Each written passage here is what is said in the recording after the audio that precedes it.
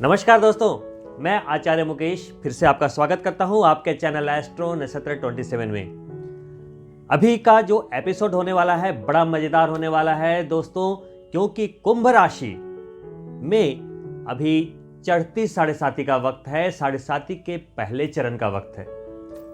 देखिए, साढ़े साती के दौरान सबसे जो बड़ी गलती होती है वो होती है निर्णय लेने में, क्योंकि चंद्रमा बिल्कुल क्लीन अमृत के समान मन का कारक है और उसके ऊपर एक गैसीय ग्रह शनि का गोचर जो कि स्लो भी है और गैस की मात्रा ज़्यादा है, तो वो हमारे माइंड की फ्रीक्वेंसी को प्रभावित करते हैं और हमारे निर्णयों में वो गलतियां पैदा करने की क्षमता रखते हैं, क्योंकि हमारा दिमाग स्थिर नहीं रहता, हमारा माइंड स्टेबल नहीं रहता। साढ़े साती से अगर बचना है आपको या साढ़े साती के नेगेटिव इंपैक्ट से बचना है आपको, तो सिर्फ आपको 2-3 बातों का ख्याल रखना है।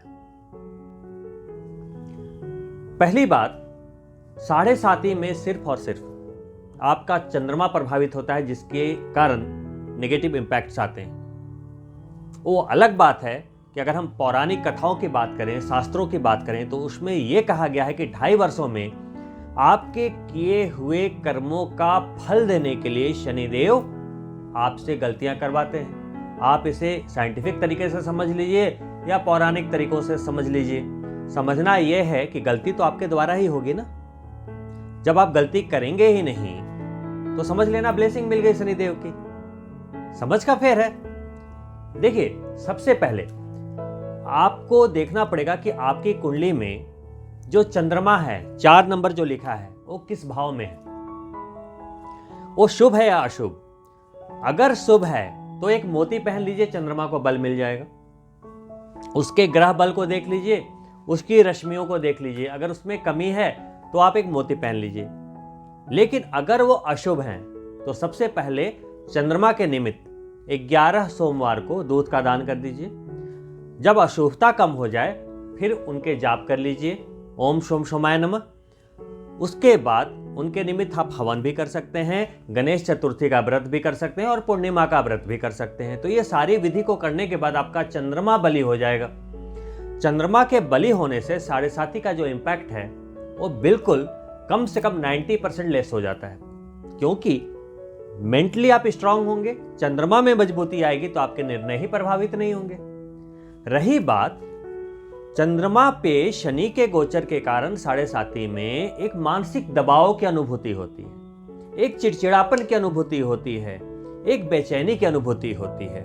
कामों में थोड़ा एक जो कहते हैं लेजीनेस आना, स्लो मोशन में सारे कामों का होना या अच्छे रिजल्ट्स का भी थोड़ा रुक रुक के आना, पैसों का थोड़ा रुक रुक कर आना, ये सारी चीजें होती हैं। साढ़े साती के सबसे गंभीर नकारात्मक रिजल्ट कहे गए हैं पैसे का बड़ा नुकसान, व्यापार का नुकसान, मान हानि, पैसे के लिए बिल्कुल तरसा देना। ये शनि के बिल्कुल नेगेटिव रिजल्ट हैं। ऐसा तभी होगा जब आपका चंद्रमा कमजोर है, लग्नेश कमजोर है और शनि भी बहुत बुरे तरीके से आपकी कुंडली के अंदर खराब है। मतलब वो अशुभ भी हैं या अस्त हैं या नीच हैं या अशुभ हैं और उच्च हैं। अशुभ हैं और उच्च हैं। उच्च का मतलब अच्छा नहीं होता, शुभ रहेंगे तब तो अच्छा हुआ ना। मान लो आपकी कुंडली में शनि अशुभ हैं, मान लो वो सप्तमेश भी है, अष्टमेश भी है, मान लो षष्ठेश भी है, सप्तमेश भी है, यानी 6ठे भाव के स्वामी भी है, 7वें भाव के स्वामी भी है, 7वें भाव के स्वामी भी है, 8वें भाव के स्वामी भी है, या 10वें भाव के स्वामी है, 11वें भाव के स्वामी है, वो तो गलत हो गए। या 2nd भाव के स्वामी है और 3rd हाउस के भी स्वामी है, ऐसे में अशुभ हो गए शनि। अब वैसे में अशुभ भी हैं और अगर वो उच्च हो जाएंगे, तुला राशि में चले जाएंगे, तुला राशि के शनि हो जाएंगे अशुभ होकर, तब क्या होगा, वो आपको उतने ही भारी मात्रा में नुकसान पहुंचा सकते हैं। तो यहां पर शनि देव से डरने की बजाय मैं उसकी भी रेमेडी बताऊंगा। अगर आप शनि देव से डर रहे हैं तो मैं उसकी भी रेमेडी बताऊंगा, लेकिन शनि देव से डरने की बजाय सबसे पहले आप अपनी कुंडली खोलें। कुंडली खोलकर देखें कि शनि के ग्रह बल क्या है और उसकी रश्मियां कितनी हैं। जब आप ये देख लेंगे तो आपको पता चल जाएगा कि अगर शनि शुभ है तो उनकी रश्मि है कि नहीं। अगर नीच हुए, अस्त हुए, तो आप एक नीलम पहन लो अगर शुभ है तो, और अगर अशुभ हुए तो डरने की कोई जरूरत नहीं है। 21 शनिवार के व्रत कर लो, दिन भर कुछ नहीं खाना है, फल पे रहिए, दूध पे रहिए, चाय पी सकते हैं, दान कीजिए, 21 शनिवार व्रत और दान कीजिए और शनि के मंत्रों का जाप भी करते रहिए। 23,000 मंत्रों का जाप जितनी जल्दी हो कर डालिए और एक छोटा सा हवन कर डालिए अपने हाथों से, अपने हाथों से। कोई शनि के गंभीर रिजल्ट्स आपको नहीं मिलेंगे, नकारात्मक रिजल्ट्स नहीं मिलेंगे। आपकी 7.5 अशुभता की जगह शुभता में ना बदल गई तो फिर बात करना, आप तो फिर बात करना। डरे नहीं, कोई भी परिस्थितियां अगर आती है, कोई भी चुनौती आती है, उससे अगर आप डर गए तो फिर आप इंसान किस बात के? इंसान हैं तो चुनौतियां तो आएंगी, मुश्किलें तो आएंगी, है ना। देखिए, जीवन की जो सबसे बड़ी त्रासदी है वो ये नहीं है, मृत्यु नहीं है। जीते जी कुछ लोग अपने आप को मार देते हैं। एक बार अगर वो कहीं फेल हो गए, एक बार अगर बिजनेस फेल हो गया, एक बार गलत इन्वेस्टमेंट कर दी, एक बार किसी ने नौकरी से निकाल दिया, वो इतने हताश हो जाते हैं, इतने हताश हो जाते हैं कि वो अपने ड्रीम को ही मार देते हैं। ऐसा लगता है जिंदगी ही समाप्त हो गई। और आजकल के लोग तो इतने सेंसिटिव हो गए हैं कि कुछ भी बात हुई, पति पत्नी में लड़ाई हुई, फांसी पे लटक गए, सुसाइड कर लिया। अरे इतनी इजी है क्या लाइफ? इतनी इजी है लाइफ? लड़ना सीखो, संघर्ष के बाद सफलता मिलती है, ये आपने हर किताब में पढ़ा है दोस्तों। बिना संघर्ष के बिल्कुल एसी कमरे में सोए सुलाए सफलता मिल जाए, ऐसा कभी हो सकता है क्या मानव जीवन में? जब आप जानते हैं कि जिंदगी में खट्टे मीठे दोनों अनुभव हैं, जिंदगी में 7 रंग हैं, अच्छाइयां हैं, बुराइयां हैं, तो फिर इसमें नर्वस क्यों होते हैं? अगर कोई व्यक्ति एक घर लेना चाहता है, गाड़ी लेना चाहता है, उसे लोन की आवश्यकता है बैंक से, या अपने बिजनेस को खड़ा करने के लिए उसके 1 करोड़ 2 करोड़ का लोन चाहिए। जब वो बैंक में लोन का फॉर्म भरता है तो घर में आकर भगवान के सामने पूजा याचना करता है, हे भगवान मेरा लोन अप्रूव हो जाए, मेरा लोन अप्रूव हो जाए भगवान। मैं नारियल फोड़ूंगा, प्रसाद चढ़ाऊंगा। भगवान को रिश्वत देता है कि भगवान बस मेरा 1 करोड़ का लोन अप्रूव हो जाए, मेरा 50 लाख का लोन अप्रूव हो जाए, मैं आपको इतने नारियल चढ़ाऊंगा, इतने प्रसाद चढ़ाऊंगा। होता है ना? सोचो क्या मांग रहा है? कर्ज मांग रहा है, दरिद्रता मांग रहा है, कर्जा चढ़ने वाला है उसके ऊपर, लेकिन वो खुशी में भगवान से मांग रहा है, हे भगवान लोन दे दो। अब वही इंसान का नजरिया तब बदल जाता है जब वो डेट आती है, जब आपको ईएमआई भरनी होती है। तो उसी इंसान से आप पूछिए कि कितने नारियल फोड़ता है वो। वही इंसान जो उस बैंक ऑफिसर की मन्नतें कर रहा था कि भैया लोन दे दो, लोन दे दो, पैर पकड़ रहा था, ब्रोकरों के पैर पकड़ रहा था कि जी लोन करवा दो, ईएमआई की डेट आने पे वो क्या बोलता है? अरे इंटरेस्ट रेट बहुत ज्यादा है, ये लोग तो मतलब इंसानों के साथ बड़ा बुरा करते हैं, मतलब एक दिन भी वेट नहीं कर सकते, ये कैसी प्रणाली है, ये सरकार बुरी है, ये बैंक बुरा है, ये रिकवरी वाले बुरे हैं, सब बुरे बन जाते हैं। भाई लेते समय तो आपका नजरिया बड़ा शानदार था, और देते हुए क्या हुआ? क्यों लिया फिर आपने नजरिया? अरे आप, अगर आपको किसी ने लोन दिया है तो आप उतनी ही खुशी से भरो, तब तो आपको सफलता मिलेगी। ये तो मैंने एक एग्जाम्पल दिया है कि नजरिया कैसे बदलता है, लोगों का नजरिया कैसे बदलता है। आज आप जॉब में हैं, सैलरी मिल रही है, प्रमोशन मिल रहा है, अरे मेरा बॉस तो बड़ा शानदार है, बड़ा शानदार है। जैसे ही आपने कोई गलती की, उसका भी एक पैरामीटर होता है ना। बॉस ने कुछ गलतियों को देखा कि जी आपसे टारगेट पूरा नहीं हो रहा, देखा कि आपका जो काम है वो not up to the mark वाली कहीं ना कहीं स्थिति बन रही है, या कहीं ना कहीं आपके काम में कमियां हैं, तो उन्होंने क्या बोला, जी आप कहीं और देख लो। अब जैसे ही आपने जॉब छोड़ी, वो ऑफिस बुरा हो गया, वो बॉस बुरा हो गया, जो कल तक बिल्कुल आपके लिए देवता था। वैसे ही अगर आप एक रिलेशनशिप में हो, पति पत्नी हो, भाई पति पत्नी का प्यार, वाह वाह, एक दूसरे में जीने मरने की कसमें खाई, बच्चे हुए, पति पत्नी से ज्यादा प्यार किससे हो सकता है ना? लेकिन कुछ टाइम के बाद लड़ाइयां शुरू हो गई और लड़ाइयां इस लेवल पे आ गई। आज के डेट में देखो आपके आस पड़ोस में कितने तलाक हो रहे हैं, कितने तलाक हो रहे हैं। और तलाक के बाद मेरा जी पति बुरा था और पति क्या बोलता है, मेरी पत्नी बुरी थी। समझ रहे हो? आपको मैं आपका नजरिया बता रहा हूं। तो सब कुछ यहां होता है दोस्तों। एक पल में अच्छा एक पल में बुरा कैसे हो सकता है?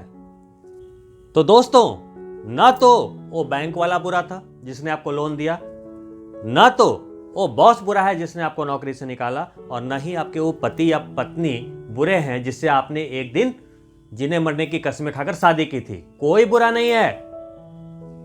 बुरी क्या है? आपकी मानसिकता, आपकी परिस्थितियां जो आपने पैदा की अपने कर्मों से। तलाक हुआ तो क्या सिर्फ एक बंदे की गलती से हुआ होगा? या नौकरी से निकाला गया तो आप बिल्कुल एकदम मतलब सब कुछ परफेक्टली काम कर रहे थे, तो क्या हो गया ऐसा? क्या हो गया ऐसा? गलतियां होती है, उसे एक्सेप्ट करना सीखिए। बस मेरा यही मैसेज है कि अगर आपको लाइफ में सफलता चाहिए तो आप अपनी गलती को जिस दिन एक्सेप्ट करना सीख गए, अपनी गलती को जिस दिन देखना सीख गए, कामयाब हो जाएंगे, कामयाब हो जाएंगे। अब बात आती है कि 7:30 में, देखिए अभी 7:30 का जो वक्त है आपके लिए, चढ़ती 7:30 आप है कुंभ राशि। अभी शनि की स्थिति कहां है? शनि आपके 12वें भाव में, नुकसान के भाव में है, लेकिन इन द सेम टाइम वो आपके राशि स्वामी भी है, और राशि स्वामी अपने घर में है, मकर हो या कुंभ हो, दोनों घर उनका है, और अपने घर में कोई बुरे रिजल्ट्स नहीं देता। नंबर 1। नंबर 2, अभी वो देवगुरु बृहस्पति के साथ हैं, तो बृहस्पति जिनके साथ रहते हैं उनकी क्रूरता का हरण ऐसे ही कर लेते हैं। तो अभी शनि का जो ऑरा है ट्रांजिट में, मैं ये नहीं बोल रहा हूं आपकी कुंडली में, ट्रांजिट में शनि का ऑरा शानदार है, कोई प्रॉब्लम नहीं है। बृहस्पति उनके साथ हैं कंट्रोल करने के लिए। आपकी कुंडली में शनि की पोजीशन अच्छी है तो प्रॉब्लम नहीं होगी। प्रॉब्लम तभी हो सकती है, समस्या तभी आ सकती है जब आपकी कुंडली में शनि बिल्कुल अशुभ है, नीच है, अस्त है, या कोई दुर्योग बना रहे। ये तो आपको चेक करवाने पे पता चलेगा कि क्या मामला है। अब आने वाले 1.5 वर्षों में, 1 वर्ष तो निकल चुका, 1.5 वर्ष के बाद आपके शिखर की 7:30 प्रारंभ होगी। लेकिन साथ में क्या होगा? आपके राशि में शनि का गोचर होगा, स्व राशि में, और शश राजयोग में आप आ जाएंगे। तो शिखर की 7:30 से तो डरने की कोई आवश्यकता ही नहीं है। जैसे मकर वाले अभी शश राजयोग का आनंद ले रहे हैं, तुला वाले आनंद ले रहे हैं, वैसे ही आप भी आनंद लेंगे। तो अभी का जो टाइम है थोड़ा संभल के चलने का है, 1.5 वर्ष। इसमें भी कोई बहुत बड़ा नुकसान नहीं होगा। ये थोड़ी सी चीजों को स्लो डाउन करेगी क्योंकि शनि का गोचर है 12वें भाव में और वो आपकी राशि स्वामी है, तो बस उनको बल देनी पड़ी। ये जो 1.5 वर्ष में है, अगर आपने चंद्रमा को मजबूत कर लिया जैसा मैंने अभी बताया, और शनि की रश्मि और ग्रह बल को देखते हुए उन्हें मजबूत कर लिया, तो आपको ये 7:30 तकलीफ नहीं देगी। और आने वाले जो 2.5 वर्ष हैं, जो शिखर के 7:30 है जिससे आप डर रहे हैं, उससे तो आप बिल्कुल ना डरें। तो कुंभ राशि वाले अभी चढ़ती 7:30 से थोड़े भयभीत हैं और सोच रहे हैं शिखर आएगा तो क्या होने वाला है। शिखर आएगा तो आपका राजयोग आ जाएगा। दोस्तों मैं बोल रहा हूं, अगर आप मेरे संपर्क में रहते हैं, अगर आप कुंडली की विवेचना करवाते हैं, मैं आपको वीडियो कॉल पे समझा दूंगा कि कैसे आपका पूरा राजयोग आएगा, कैसे आप राजयोग को प्राप्त कर सकते हैं। मैं पूरी तरीके से आपको संतुष्ट करूंगा, यह मेरा वादा है। डरने की जरूरत नहीं है। आप कुंडली को स्वयं भी देखेंगे तो समझ जाएंगे कि अभी कुंभ राशि से 12वें भाव में है, वो धीरे धीरे आपके पास आ रहे हैं, 15 डिग्री पे आ चुके हैं। अभी 14 मार्च को अगर आप शनि की स्थिति देखेंगे तो 15 डिग्री क्रॉस कर चुके हैं। इसका मतलब क्या हो गया? वो युवा अवस्था में आ चुके हैं, बिल्कुल अपनी पूरी पावर में है अभी। अब तो ये 1.5 वर्ष का मामला है। सावधान कहां रहना है? अप्रैल से लेकर सितंबर तक शनिदेव को बृहस्पति भगवान छोड़ेंगे, मकर से निकलते हुए आपकी राशि में आ जाएंगे। आपकी राशि में बृहस्पति का गोचर जहां आपको धन देगा, आपकी पत्नी के स्वास्थ्य को ठीक करेगा, अगर दाम्पत्य जीवन में कोई प्रॉब्लम चल रही थी वहां मधुरता आएगी, आपके हेल्थ में सुधार होना शुरू होगा। वहीं पे लग्ना में यानी जन्म चंद्रमा में बृहस्पति के गोचर से उनकी जो दृष्टि है, बृहस्पति की जो दृष्टि है आपके दोनों लक्ष्मी स्थान पर एक साथ पड़ेगी, पंचम और नवम पर। भाग्य मजबूत होगा, संतान की प्राप्ति के इच्छुक हैं, संतान की प्राप्ति आपको होगी, शिक्षा प्रेम संबंधों में सफलता मिलेगी। तो कई चीजें बृहस्पति जो है अप्रैल से लेकर सितंबर तक देकर जाएंगे। लेकिन उसी समय शनि देव का साथ छोड़ेंगे बृहस्पति, तो शनि देव थोड़े प्रबल होंगे वहां पे। अब जिनकी कुंडली में शनि अशुभ हैं, बस यही टाइम में सावधान रहना है। कब? 5 अप्रैल 2021 से 15 सितंबर 2021 ओनली। लेकिन ये वक्त सिर्फ शनि के संदर्भ में थोड़ी सी मुश्किलों को लेकर आएगा। मुश्किल क्या? अगर चंद्रमा मजबूत है, शनि की पूजा कर लेते हैं आप, जो मैंने जो विधि बताई उससे, तो सब कुछ ठीक रहेगा। लेकिन इस दौरान जो मैंने ये बताया अभी आपको 5 अप्रैल से 15 सितंबर तक, जिनकी कुंडली में शनि शुभ होंगे उन्हें कोई फर्क नहीं पड़ेगा। लेकिन जिनकी कुंडली में शनि अशुभ होंगे उन्हें थोड़ी सी चीजें प्रॉब्लमेटिक फेज में उनकी जा सकती है। अब मान लो किसी के दशमेश शनि है तो वहां कर्म क्षेत्र में प्रॉब्लम आ सकती है, किसी के धनेश शनि है तो वहां धन में प्रॉब्लम आ सकती है, किसी के पंचमेश शनि है तो वहां संतान में प्रॉब्लम आ सकती है, किसी के अष्टमेश शनि है तो वहां अचानक कुछ नुकसान या दुर्घटना की आशंका हो सकती है। ये तो देखने पे पता चलेगा कि आपको कहां सावधान रहने की जरूरत है। तभी तो मैं बार बार कहता हूं कि एस्ट्रोलॉजी को आप एक टूल्स के रूप में यूज करें ताकि आपको पता चले कि कब क्या होने वाला है। दोस्तों, आपकी जिंदगी में जो भी टूल्स आपकी लाइफ में है, कोई भी टूल्स आपके लिए जो बनाया गया है वो क्यों बनाया गया है? आपकी सहूलियत के लिए। लेकिन आप उसी टूल्स का अगर गलत इस्तेमाल करते हैं या इस्तेमाल करना नहीं जानते हैं, तभी कुछ गलतियां संभावित है ना। मान लो चाकू है, चाकू से क्या करते हैं आप? सब्जियां काटते हैं, खाना खाते हैं बनाकर। वहीं पे चाकू अगर चलाना नहीं आता तो आपकी उंगलियां कट सकती है, दैट्स ऑल। तो एस्ट्रोलॉजी क्या है? ये बताता है कि धन में क्यों कमी आ रही है, धनेश की पावर कम है, भाई पावर बढ़ा लो। कार्य क्षेत्र में प्रॉब्लम आ रही है जी, दशमेश में प्रॉब्लम है, उसको ठीक कर लो। शुभ है, अशुभ है, नीच है, वो देखो पहले। आपकी कुंडली में जब आप एक चार्ट खोलेंगे, अगर आप कुंडली खोलेंगे तो वहां पे ग्रहों के आगे उसका ग्रह बल और उसकी रश्मियां लिखी होती है कि जी इस ग्रह में इतना बल है और उसकी जो डिलीवर पावर है, रश्मियां जो है, एग्जीक्यूशन पावर जो है, ये है। उसी से पता चल जाएगा कि भाई आपका कौन सा भाव मजबूत है, कौन सा ग्रह मजबूत है और इसमें जो रिजल्ट देने की क्षमता है वो कितनी है। इसी एनर्जी को मैनेजमेंट करना है बस। देखिए, जिस तरीके से सूर्य के चारों ओर सारे ग्रह परिक्रमा कर रहे हैं एक निश्चित पाथ पे, एक निश्चित रोटेशन में, एक निश्चित समय में, उसी तरीके से हर इंसान जब पैदा होता है तो उसके पहले सांस से उसका लगना डिसाइड हो जाता है कि जी इतने डिग्री, इतने मिनट, इतने सेकंड का लगना है इसका। चंद्रमा की डिग्री डिसाइड हो जाती है कि जी इस बालक का जो चंद्रमा है इस नक्षत्र में है, इतने डिग्री, इतने मिनट, इतने सेकंड पे। अब उस बच्चे के लिए पूरी जिंदगी वहां से निर्धारित हो गई, उसका एक अपना इंडिविजुअल पाथ हो गया।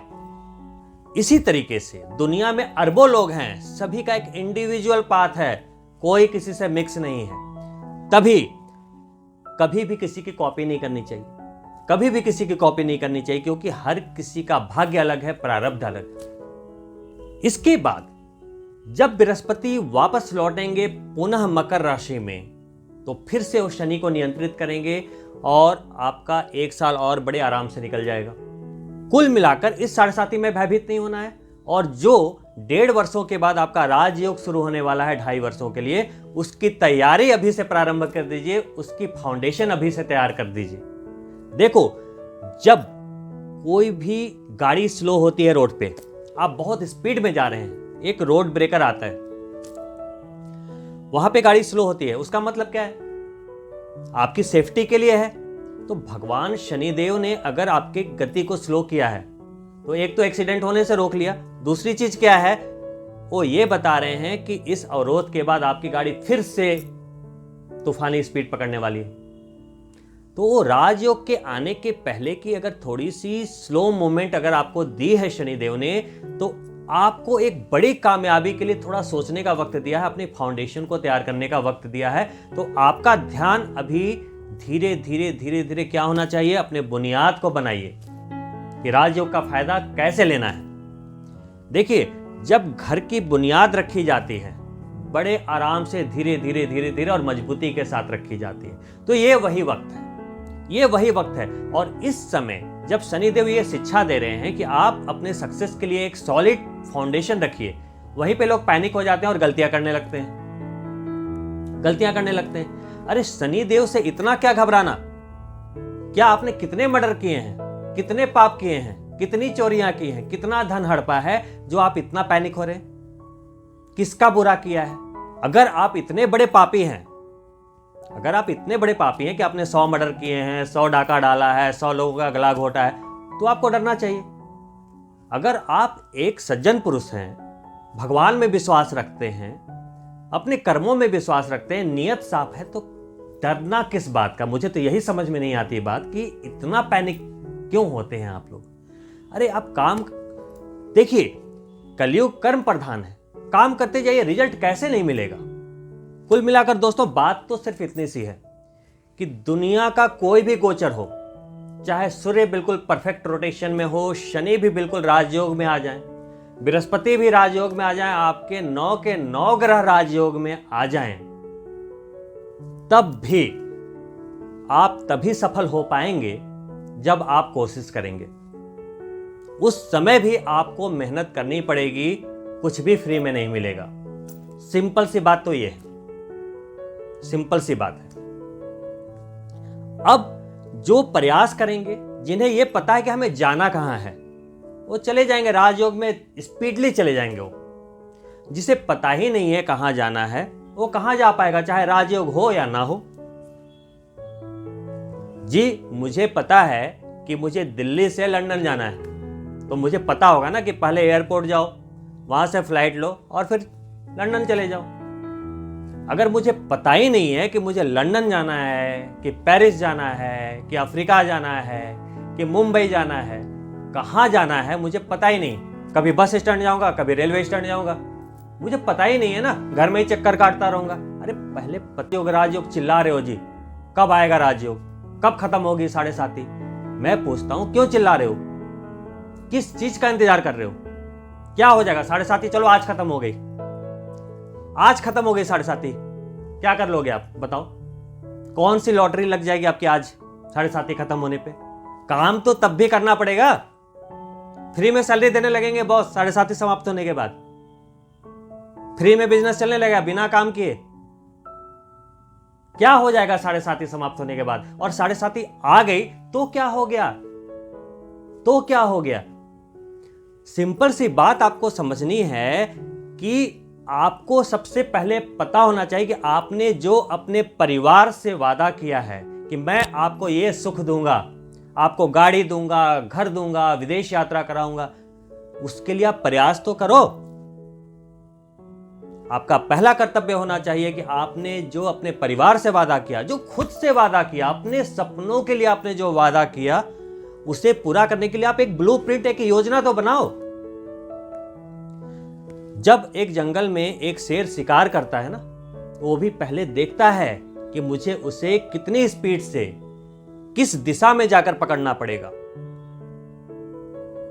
जब आप किसी भी तीर को चलाते हो, किसी गन को चलाते हो, आप यूं ही चलाते रहते हो, इधर उधर इधर उधर इधर। दिशा निर्धारित होती है, लक्ष्य निर्धारित होता है, तभी तो उस चीज के कोई मायने हैं।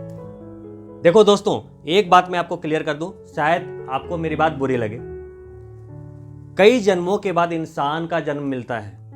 ये जो शरीर है, इंसान का शरीर, कई जन्मों के बाद मिलता है। और लोग इस मानव जीवन को सिर्फ और सिर्फ अपने लिए, रोटी खाने के लिए, अपना पेट भरने के लिए, बस इतने चक्रों में निकाल देते हैं कि एक घर हो जाए, एक गाड़ी हो जाए, हमारा परिवार चल जाए, बस। क्या यही जिंदगी है? आपके जीवन का कोई लक्ष्य है या नहीं? एक जो कुएं का मेढक होता है, उसके लिए वही दुनिया होती है। जब आप बाहर निकलेंगे तो पता चलेगा कि असली दुनिया क्या है। आज के डेट में 95% लोगों के सपने ही नहीं है, सपने ही नहीं है।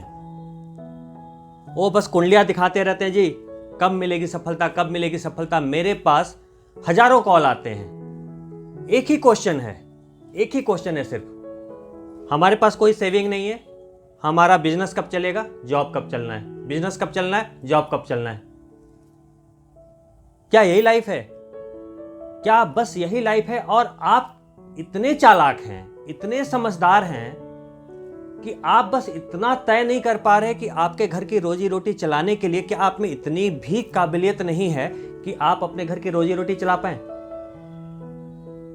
नॉर्मली तो लोग इतने चालाक बनते हैं, इतने चालाक बनते हैं कि भाई उनसे ज्यादा ओवर स्मार्ट कोई है ही नहीं।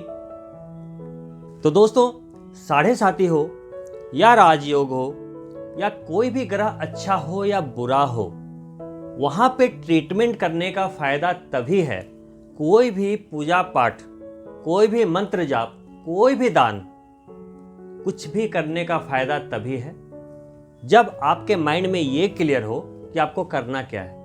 भगवान अगर साथ भी दें, भाग्य को अगर साथ भी देना हो, तो पहले आप डिसाइड तो करें कि कहां आपको हेल्प की जरूरत है, कहां हेल्प की जरूरत है। आपको भगवान भी तो पूछेंगे आपसे कि कहां करूं मदद, पहले आप ये तो डिसाइड करो।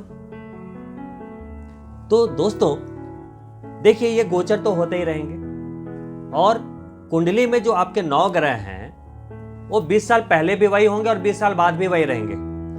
आपको अगर आपका हर दिन अच्छा बनाना है, हर दिन अच्छा बनाना है, हर महीना अच्छा बनाना है, हर साल अच्छा बनाना है, तो आपको सिर्फ एक बार अपने कुंडली की विवेचना करवानी चाहिए। सारे 9 ग्रहों के ग्रह के बलों को देखना चाहिए, उनकी रश्मियों को देखना चाहिए, उसकी शुभता और अशुभता को देखना चाहिए। अब 9 ग्रहों में 9 ग्रह खराब तो नहीं होंगे, उसमें से 3-4 ग्रहों की स्थितियां बहुत अच्छी होंगी और 2-3 ग्रहों की स्थितियां खराब हो सकती हैं। अब आपको उन 2-3 ग्रहों पे काम करना है जिनकी स्थितियां खराब है या नीच है। That's all. किसी की फ्रीक्वेंसी कम है, कुछ रत्नों के द्वारा आप उनकी फ्रीक्वेंसी बढ़ा लीजिए। कुछ प्लैनेट अगर खराब पोजीशन में है तो व्रत, पूजा, दान, जाप इत्यादि के द्वारा उसे ठीक कर लीजिए। ग्रहों की एनर्जी को समझ लिया अगर आपने, और उसकी पॉजिटिव नेगेटिव एनर्जी को अगर आपने एक संतुलन दे दिया, तो आपकी जिंदगी बिल्कुल संतुलित चलेगी, बिल्कुल संतुलित चलेगी। अगर आप गाड़ी चलाते हो तो कभी आपकी स्पीड स्लो होती है, कभी तेज, कभी स्लो, कभी आप ब्रेक मारते हो, कभी बिल्कुल स्पीड कर लेते हो। क्यों होता है ऐसा? जैसे रास्ते होते हैं वैसे आप ड्राइव करते हो, जिंदगी भी वैसी है। कभी अगर आपको गोचर अच्छे मिले, ट्रांजिट्स अच्छे मिले, समय अच्छा मिला, हवाओं का रुख आपके साथ है, पानी का बहाव आपकी दिशा में है, तो आप उस समय तेज दौड़ो और अपनी सारी उम्मीदों को पूरा करो, आप अपने सारे टारगेट को पूरा करो। कभी क्या होगा, हर समय तो अच्छा नहीं होगा, कुछ समय ऐसे आएंगे जब आप अपनी जिंदगी में कुछ रुकावट का अनुभव करेंगे, थोड़ी प्रॉब्लम की अनुभूति होगी, तो वो वही वक्त है जब आपको गाड़ी धीरे करनी है। कोई भी गाड़ी अगर धीरे हो गई, इसका मतलब ये थोड़ी हो गया कि गाड़ी खराब है आपकी गाड़ी स्लो हुई है तो किसी न किसी चीज को देखकर हुई होगी, कोई अवरोध को देखकर हुई होगी, आपकी सेफ्टी के लिए हुई होगी। तो वैसे ही ग्रह आपकी सेफ्टी के लिए आपकी रफ्तार को कभी कम और तेज करते रहते हैं। जीवन ऐसा ही है, आप एक गतिमान पृथ्वी पर आप बिल्कुल गति में हैं। प्रकृति क्या है? हवाएं चल रही हैं, सूर्योदय, सूर्यास्त, हर चीज चलायमान है, हर कुछ चल रहा है। दिन के बाद रात, रात के बाद दिन, सुख के बाद दुख, दुख के बाद सुख, ये प्रकृति है। कभी भी आप किसी उलझन में हो, प्रकृति को फॉलो करें, रिजल्ट मिल जाएगा आपको।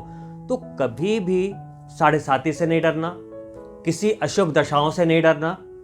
कोई भी आपकी कुंडली में कितने भी खराब दुर्योग हैं, सब ट्रीट हो जाते हैं, सबकी रेमेडी है।